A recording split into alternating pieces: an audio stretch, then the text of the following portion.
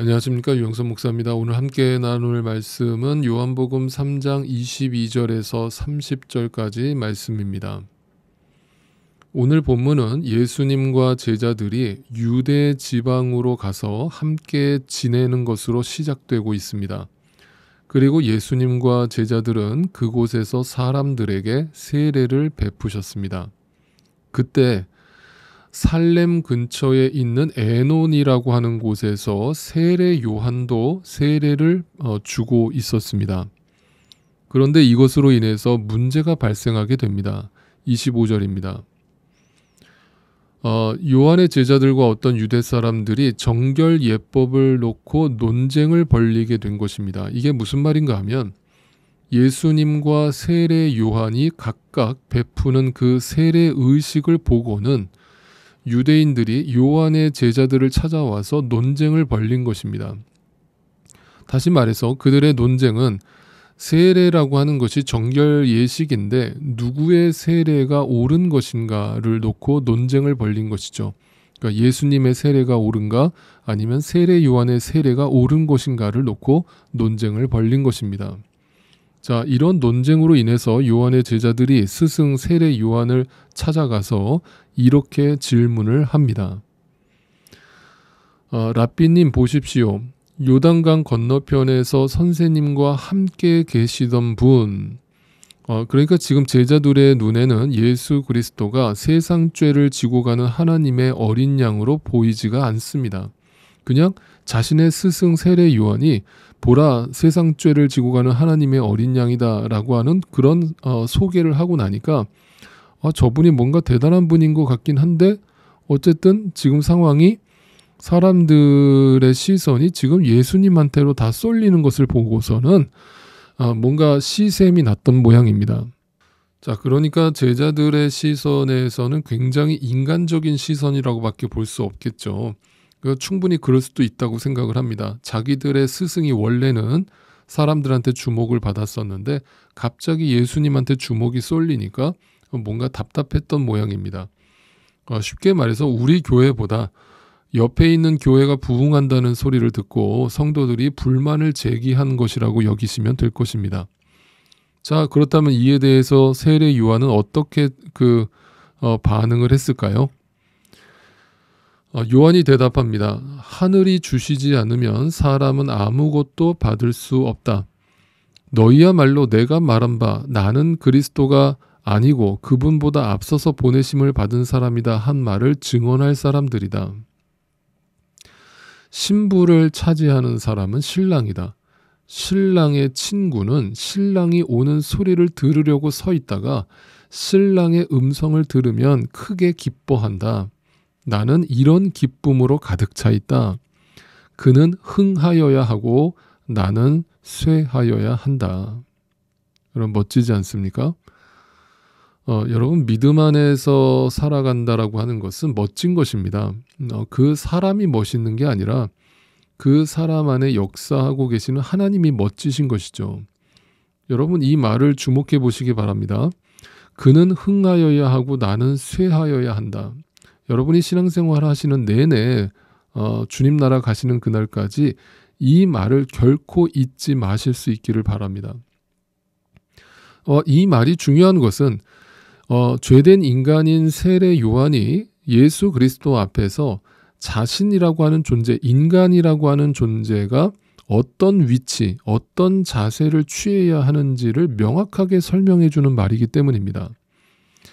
여러분 기억하십시오. 신앙생활이라고 하는 것은 분명하게 가장 먼저 자기 자신이 어떤 존재인가에 대한 바른 자기 인식으로부터 출발합니다. 자기를 자각하지 못하고 자기가 어떤 존재인지를 분명하게 인식하지 못한다면 결코 그리스도에 대한 하나님에 대한 인식도 바르게 시작될 수가 없습니다. 네. 그래서 제가 늘 여러분께 설교하는 내용, 성경 공부를 가르쳐 드리는 그 핵심적인 내용을 가만 들어보시면 계속 저는 우리는 아무것도 아닙니다. 여러분과 저는 아무것도 아닙니다라는 것을 계속 강조하는 것을 여러분이 들으실 수 있을 것입니다. 그 말이 여러분한테 굉장히 기분 나쁘게 들리실지 모르겠지만 여러분 그것이 명확한 우리의 현실이고 우리의 실체라는 것을 인정하실 필요가 있습니다. 이 세례 요한은 분명한 자기 인식에서 출발을 했습니다. 뭡니까? 하늘에서 주신 바가 아니면 사람은 아무것도 받을 수 없다라는 인식을 했죠. 그러니까 나라고 하는 존재가 하늘에서 일방적으로 은혜를 베풀어 주지 않으면 절대로 살아갈 수 있는 존재가 아니다라는 인식을 분명히 한 것입니다. 여러분, 세례 요한은 당시 시대에서 사람들한테 참된 종교인, 참된 크리스찬으로서 하나님의 선지자로서 존경받던 사람이었습니다. 많은 무리들이 그 세례 요한을 따랐습니다. 그런 위치에 있었던 세례 요한이 그 사람들의 어떤 대중들의 어떤 박수 소리에 현혹당하지 않고 분명한 자기 인식을 했습니다. 자기를 객관적으로 바라봤습니다. 그리고 자기는 아무것도 아니라는 분명한 자기 인식을 했습니다. 그리고 오직 하나님만이 나에게 은혜를 베풀어 주셔야만 가능한 것이며 그분께서 나에게 맡겨주신 그 사명을 이루어 드리는 것에 불과한 것이지 결코 나는 아무것도 아니라는 분명한 인식을 했던 것입니다. 거기에서 바른 하나님에 대한 인식이 시작된 것이죠. 그분만이 나를 구원하실 수 있으며 그분만이 여러분을 구원하실 수 있다라는 분명한 태도를 취한 것입니다. 그러니까 그런 태도를 취하는 자의 삶은 어떤 모습으로 나타날까요? 겸손하겠죠. 제가 늘 말씀드리는 거, 겸손하다라는 것은 그냥 인격적으로 훌륭한 척을 한다는 뜻이 아닙니다. 자기 자신이 정말 죄인이라는 사실을 아는 사람은요, 겸손하고 싶어서 노력하는 게 아니라 그냥 겸손할 수밖에 없는 것입니다. 네, 자기를 드러낼 게 아무것도 없기 때문인 것입니다. 그래서 사도 바울도 늘 나는 죄인 중에 괴수다라는 고백을 했던 것은 모든 믿는 자들의 공통된 삶의 자세인 것이죠. 그 겸손과 동시에 하나님에 대한 또 분명한 태도를 취하는 것이죠. 하나님 절대 의존적 신앙생활을 이어가는 것입니다. 바라옵기는 우리 모두가 이 세례 요한과 같은 분명한 자기 인식과 더불어서 하나님에 대한 바른 인식 속의 신앙생활을 해나갈 수 있게 되기를 간절히 소망합니다. 여러분, 교회도 마찬가지입니다. 제가 늘 말씀드리는 게 이런 거죠. 우리 교회, 니네 교회 이렇게 구분하는 순간 여러분 그건 교회가 아닙니다.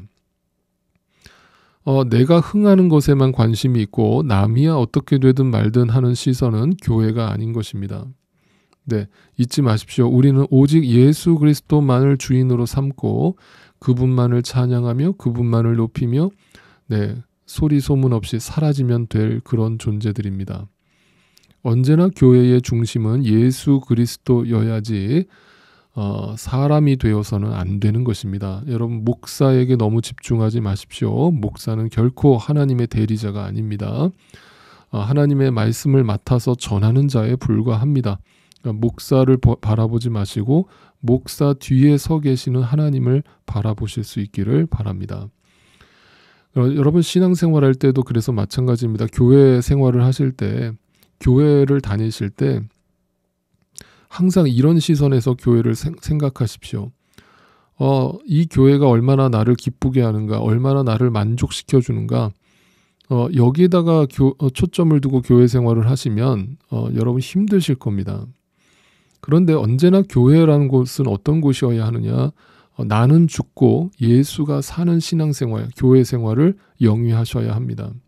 네, 항상 주님만 흥하시고 나는 쇠하여야 한다라는 인식을 가지고 교회를 바라보면 교회 안에는 은혜가 가득할 수밖에 없는 것이죠. 세례 요한은 예수님에게 사람들이 가는 것을 당연한 것으로 여기고 자신을 철저하게 낮추었습니다.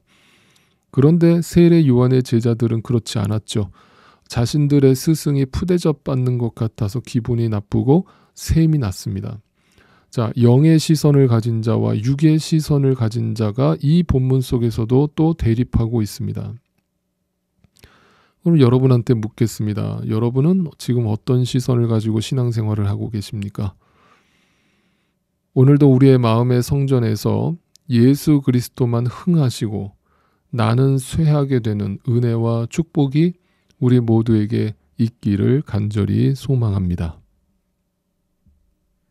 십자가